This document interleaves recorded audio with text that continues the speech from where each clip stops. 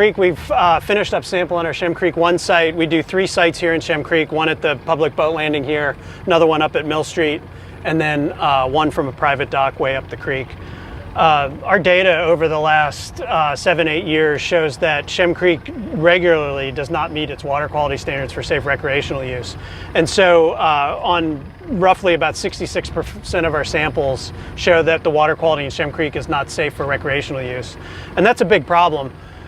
You know, we want folks to be able to come down here and enjoy the creek for fishing, for paddling, for swimming, and that sort of thing without fear of getting sick.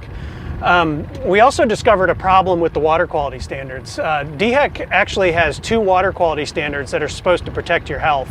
One water quality standard, the water quality standard that applies to Shem Creek, allows 5 times more bacteria to be present than the more protective standard. And you know, when we became aware of that, we realized that's just not right. It just doesn't make sense that you can have 2 water quality standards, one that allows 5 times more bacteria than the other, and they're somehow both protective of your health while you're here swimming, paddling, and fishing. And so when we started to learn about that, we really quickly reached out to our friends at the South Carolina Environmental Law Project to see what we could get done about that. And so I'll let Leslie take it from here. Yeah, so what we did, we worked with Andrew and the rest of their staff to kind of analyze the discrepancy and why that discrepancy is so, as Andrew said, such a detriment to this creek and other areas, other saltwater areas as well. We filed a petition for rulemaking with the Department of Health and Environmental Control, which basically asked them to promulgate a regulation to address the problem.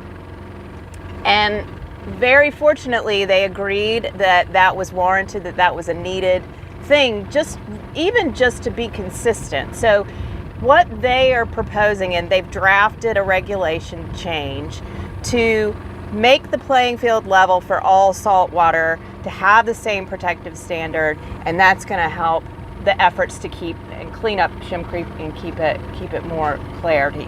So it went to the legislature, and then unfortunately, because the legislature adjourned due to COVID, the regulation wasn't able to be clocked in as approved and become effective by the end of the session. So we're hopeful that that will kick back in when the legislature convenes, hopefully in January, and we'll get that in place.